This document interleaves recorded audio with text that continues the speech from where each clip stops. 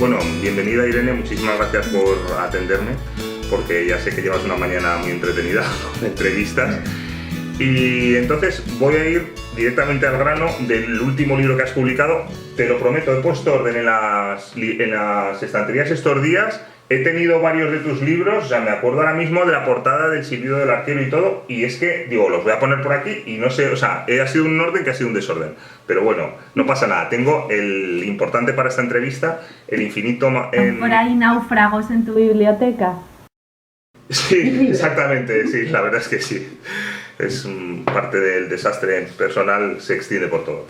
Entonces, voy a empezar, o sea, a veces he hecho alguna entrevista que luego me ha repetido porque digo, no son mis preguntas, son como un poco estándar. Voy a hacerte preguntas que me surgen a mí conforme leía el libro y cómo las he vivido yo, ¿no? Entonces empiezo con una cosa que es ya directamente cuando veo la primera crítica que vi a tu libro, la leí en el ABC a Luis Alberto de Cuenca, que está recogida aquí.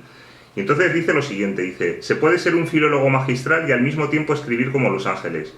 Irene Vallejo riza el rizo de la comunicación hasta convertir su diálogo con el lector en una fiesta literaria.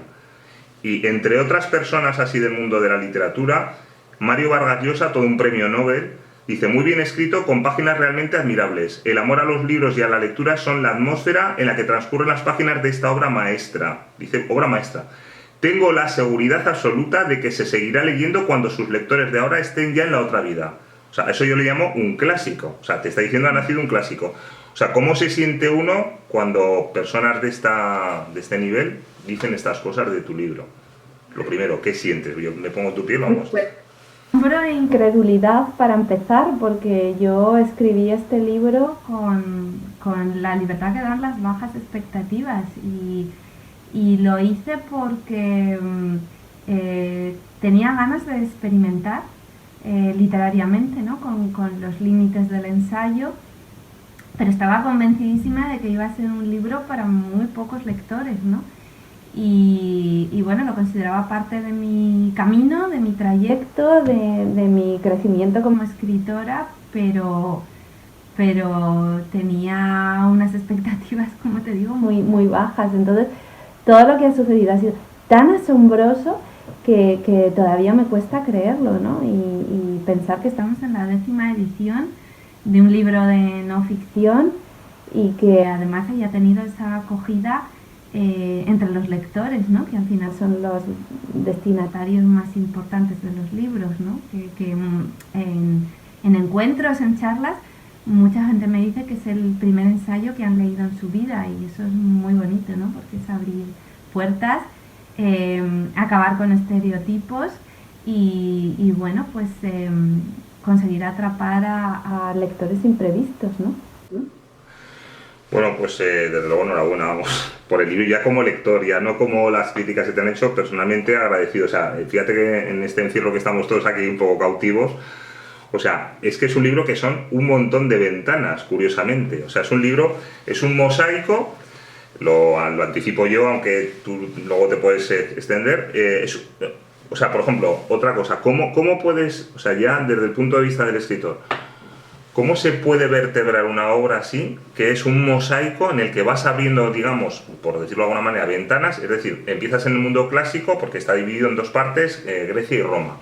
Pero realmente te estás asomando continuamente a distintas obras históricas, a tus propias vivencias personales, y todo eso que en otra persona, por ejemplo, pienso en yo mismo que me pusiera a hacer eso, sería un caos.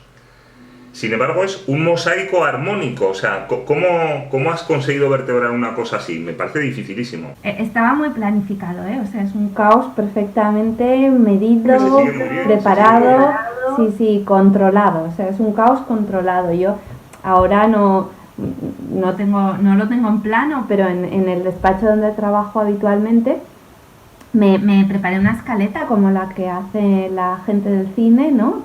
Cubrí una pared entera con un papel de embalar y allí fui colocando unos post-its de distintos colores, ¿no? Donde yo iba pues más o menos describiendo los episodios, los pasajes que iba a contar en el libro, y tengo todo el recorrido del libro allí fotografiado, ¿no? Como en un plano, como cartografiado.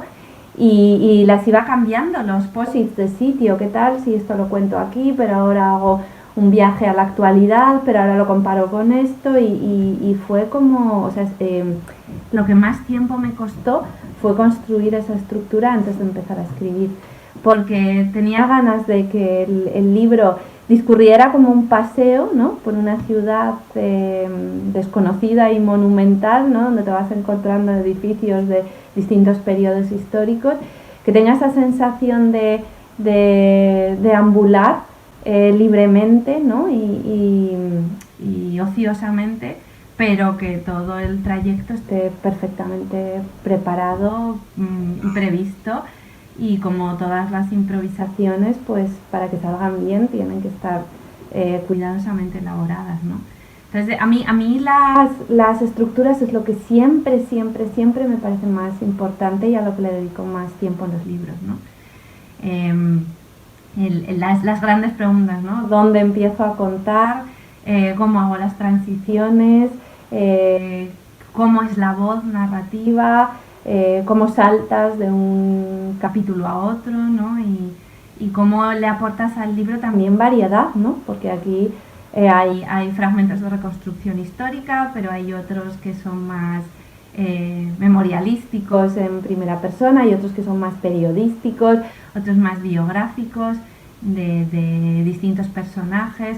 En otros comparto lecturas, hablo de libros, hablo de películas, hablo tan pronto de Tarantino como de Alejandro Magno, de Oliver Stone, como en fin, adaptaciones de libros a películas, series, o sea que el presente y el pasado están conviviendo constantemente, porque al fin... Esa es una cosa que presentas muy bien en tu libro, como lo que estás diciendo ahora mismo, vamos, que el presente y el pasado conviven en las cosas más cotidianas que nos parecen las últimas innovaciones, y cómo realmente son deudoras de, pues desde el formato de una tablet, ¿no? que explicas, hasta bueno, el vocabulario que empleamos, la palabra, tengo aquí apuntadas algunas, ¿no? De canon, papel, pergamino, o sea, todo eso detrás son historias que van llevando al alumbramiento de esas palabras, que ahora las vemos simplemente como la imagen de un objeto, pero que todo eso tiene detrás una historia y vas tú alumbrándola de una manera muy jugosa, muy... Yo es que en realidad creo que es un ensayo sobre el mundo contemporáneo. Lo que pasa es que entender el mundo contemporáneo nos lleva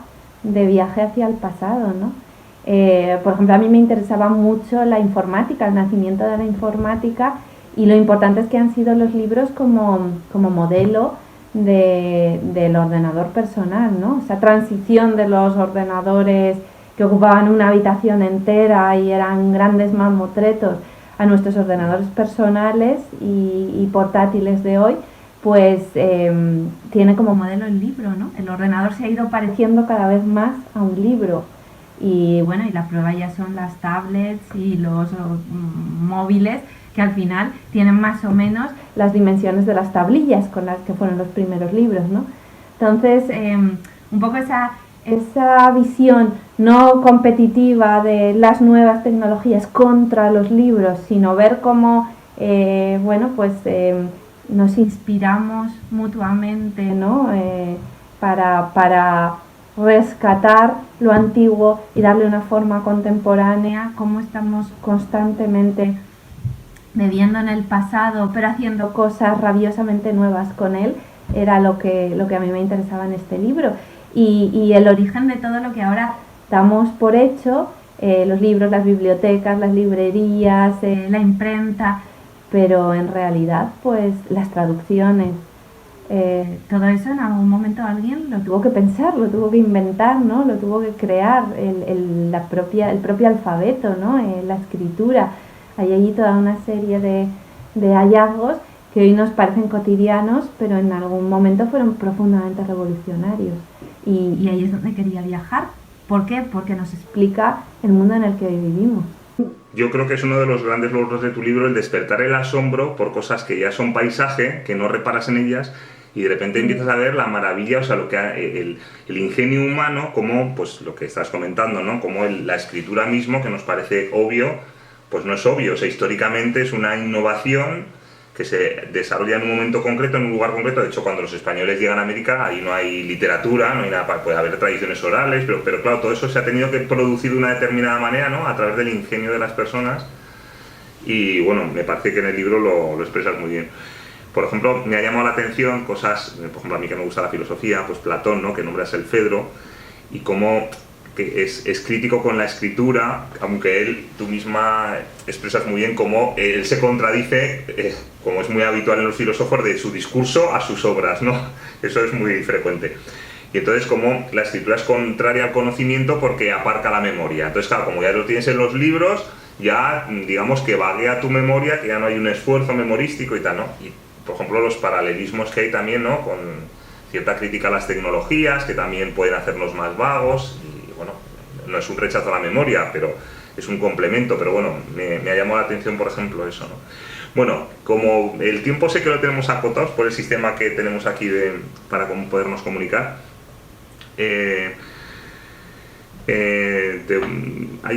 lo que decimos, se van abriendo ventanas, y yo recuerdo una conversación que tuve con un poeta, con Guillermo Urbizu, que él me decía que para escribir había que escribir, el buen escritor escribía a corazón abierto, o sea, abriéndose las entrañas, no podía ser un análisis, digamos, meramente cerebral, ¿no? Sino que ahí le va la vida, ¿no?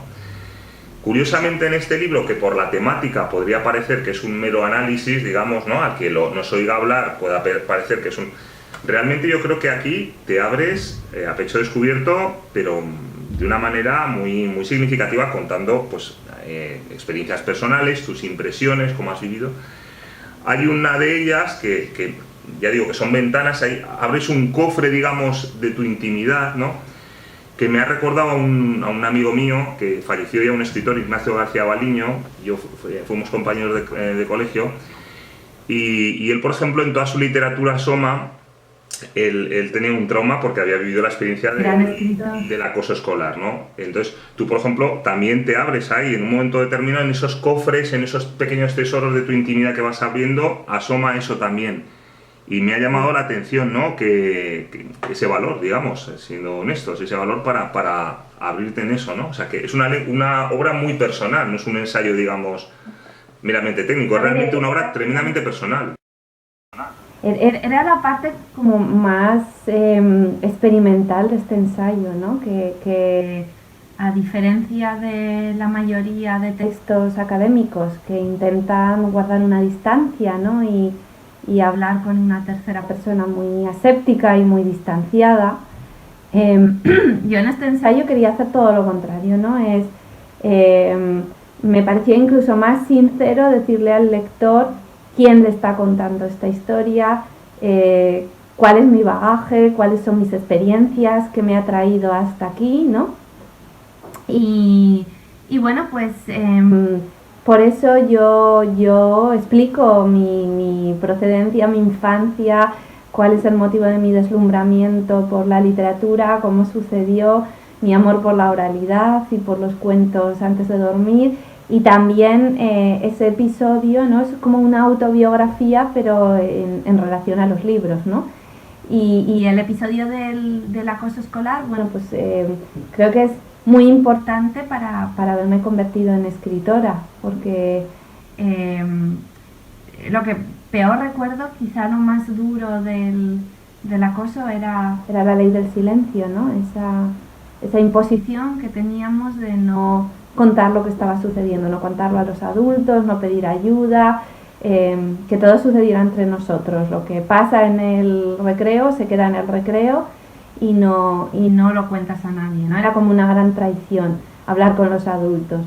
Y yo acepté esa lógica durante mucho tiempo, pero luego, pasados los años, pues me di cuenta de que lo que te dicen que tienes que callar es muchas veces lo más importante para contar, ¿no?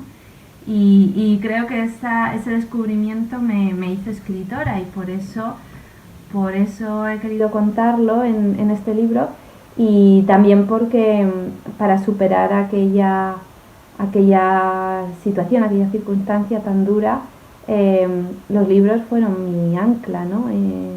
Yo considero que me salvaron la vida en aquel entonces, ¿no? Porque me dieron la esperanza cuando la gente no me aceptaba y y no me apreciaban, yo en los libros encontraba voces y personajes con los que estaba segura que me podría entender bien y que podría ser su amiga, y entonces me abrieron la esperanza que más adelante encontraría gente más afín y que bueno, que en el futuro pues encontraría mi lugar y mi espacio, y que tendría además siempre de mi parte las palabras.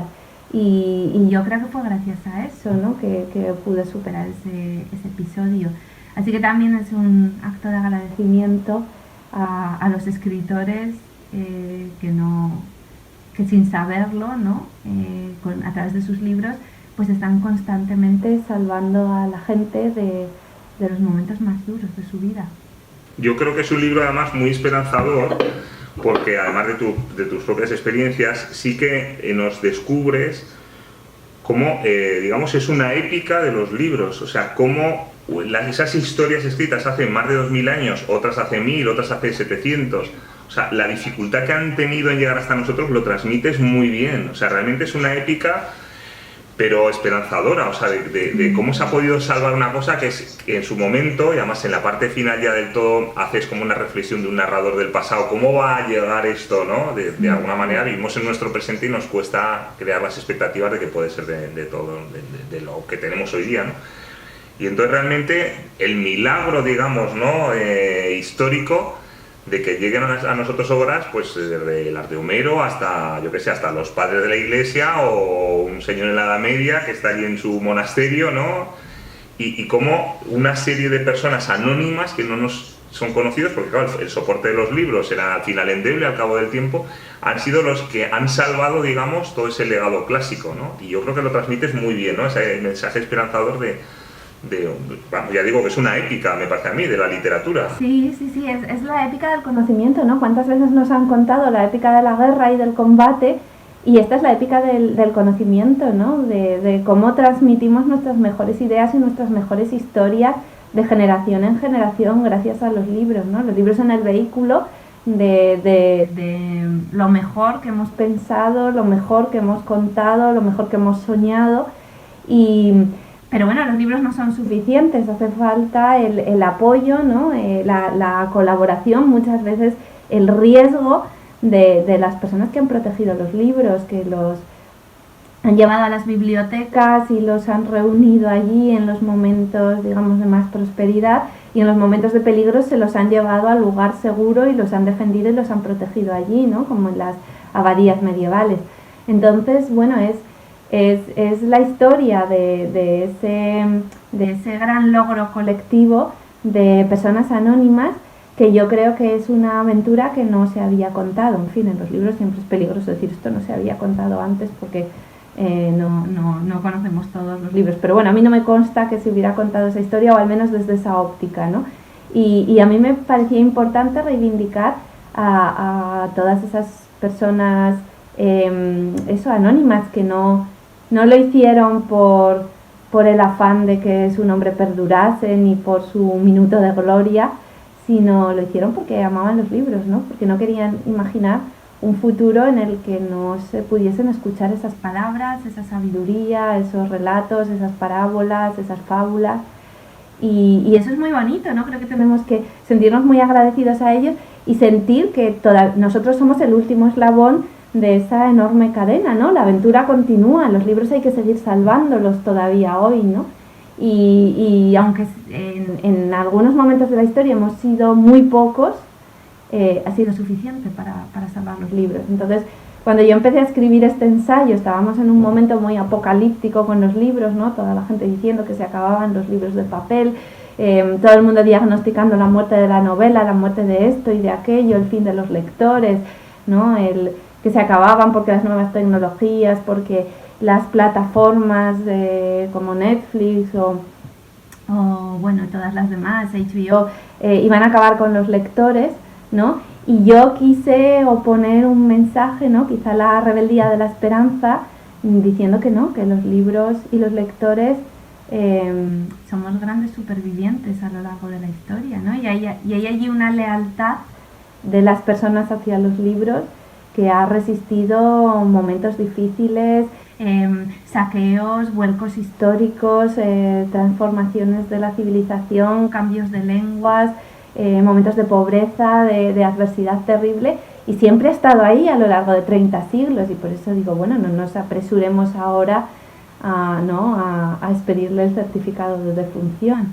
Esto es algo, es un vínculo muy profundo, y a mí me gusta mucho citar, un libro que tengo aquí, que es El hombre en busca de sentido, de Viktor Frankl, en el que hay un momento muy, muy bonito.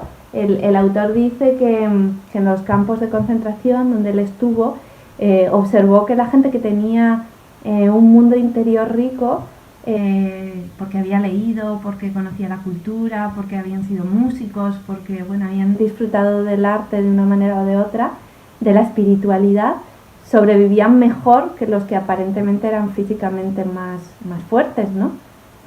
Más robustos, porque al final lo que nos salva en la vida es poder darle sentido a nuestra experiencia y tener como un lugar interior donde reflexionar, donde reencontrarnos con nosotros mismos, y eso no nos lo puede quitar nadie, ¿no? Y entonces Viktor Frankl pues dice que la gente que tenía espiritualidad y que amaba los libros sobrevivía mejor. Y esa es yo creo que es el testimonio definitivo, ¿no? De cómo los libros no son un adorno para tiempos de prosperidad y de abundancia, sino que son algo absolutamente esencial para la vida humana, hasta en las situaciones más duras y exigentes, ¿no? Eso ahora que estamos sufriendo con un virus, cualquier día puede haber un virus que colapse la red y paralice, digamos, la civilización que conocemos, y lo que va a sobrevivir es todo eso que te rodea, que está en un soporte no informático, digamos, que muchas veces la historia, digamos, tiene que recuperar cosas porque sucede algo, un contratiempo que... Sí, que confirmo lo que, vamos, que estoy contigo, que cualquier día puede dar un vuelco esto, sí. Bueno, Irene, te voy a dejar... Los libros de papel son, yo creo que el mejor invento que hemos encontrado o sea, es el objeto más autosuficiente. Un ordenador necesita cargar la batería, necesita electricidad, necesita conexión a internet. Podríamos vivir momentos de problemas con el suministro eléctrico, apagones, etcétera, y quedarnos sin los libros, o sea, sin los productos electrónicos. Sin embargo, el libro ha sobrevivido. La prueba es que seguimos leyendo libros que se escribieron hace 1000 años o incluso más, ¿no? Ha sido una tecnología sin caducidad, mientras que yo también en el ensayo explico cómo muchos productos que nosotros utilizábamos hace unas décadas ya han quedado totalmente obsoletos, ya no podemos utilizar las cintas VHS, han desaparecido las cintas cassette. Hemos ido viendo como muchos programas que utilizábamos han quedado obsoletos y ya hasta hemos perdido los documentos que generamos en esos programas. O sea que los programas, los aparatos electrónicos están pensados ahora, las nuevas tecnologías, con su obsolescencia programada, para que cada cierto tiempo tengamos que comprar una nueva versión, ¿no? Y que tengamos que estar actualizando constantemente. Los libros vienen de otra época, vienen de una época en la que durar era un valor, ¿no? Y están hechos para perdurar, y por eso son absolutamente distintos, y en tiempos de dificultades pues volveríamos otra vez a los libros, porque no podríamos seguir en esta espiral consumista, ¿no? De estar constantemente actualizando, renovando y perdiendo todos los registros anteriores. Bueno, Irene, aquí tenía más horas, pero no te voy a liar más, porque simplemente a los seguidores del canal les animo de verdad, de corazón, a que lean el libro. Aparece, ya digo, que se centra en Grecia y Roma, y cómo, por ejemplo, Roma conquistadora acaba siendo conquistada culturalmente, digamos, ¿no? Cómo lo impregna todo, la cultura griega, el helenismo. Es que es que hay que leer el libro. O sea, es que en una entrevista no es ni la punta del iceberg. Entonces, de verdad que muchas gracias como lector por esta joyita, porque aquí hay un trabajo, se ve, o sea, ya te lo digo. Además es que es fresco, pero yo sé, porque cuando lo leía pensaba, si no te visualizaba a ti, digo, tiene que ser una persona de edad que ha leído, ni sé, con unas experiencias vitales, y luego pensaba, jo, pero si es que conozco a Irene. No por nada, pero es que es verdad, o sea, da la sensación, es tal el empaque que tiene el libro, que estás pensando, yo qué sé, ya te digo, en un Unamun o no sé, y bueno, vamos, ya te digo, que tiene un trabajo, esto, pues, tú lo sabes, y los hombres de tu vida, pues que te arropan, porque detrás de cada gran hombre dicen que hay una gran mujer, pero yo sé que detrás de esta gran mujer hay dos grandes hombres, por lo menos, como mínimo, bueno, uno no tan grande, pero bueno. Y pues nada, Irene, que enhorabuena de verdad, y que nos sigas regalando joyitas como esta. Bueno, muchísimas gracias por acogerme en tu canal y bueno, y por esta charla tan distendida. Yo la verdad es que de la escritura del libro lo que recuerdo sobre todo es el placer, ¿no? Es un libro escrito con amor, con placer, con mimo y bueno, en el que además hay ingredientes como el sentido del humor y un esfuerzo por acercar, ¿no?, todos esos tesoros poco conocidos de la antigüedad a los lectores de hoy, porque creo que son plenamente actuales. Y bueno, pues es un libro que quiere ser intermediario, que quiere ser puerta de acceso o ventana abierta, y bueno, y un libro acogedor que no está hecho para especialistas ni para gente que o sea, no se necesita ningún requisito previo para entrar aquí, salvo el amor por los libros, ¿no? Y bueno, pues por eso mismo te agradezco mucho esta entrevista y la posibilidad de llegar a través de ti a futuros lectores, ojalá. Pues nada, un placer. Además, Irene tiene lo que decía en los del 98, decían que buscaban, o bueno, Ortega habla del 98, calidad de página, o sea, que cada página independientemente tuviera valor en sí misma, y es que lo tiene, o sea, no hace... Hay obras que en sí tienen valor, pero es que esta tiene de verdad calidad de página. Bueno, de hecho está en un formato que lo permite, porque son muchos apartados, tengo aquí calculados cuántos, yo no me acuerdo apuntado por aquí, pero vamos. Bueno, que muchísimas gracias, Irene, que un placer.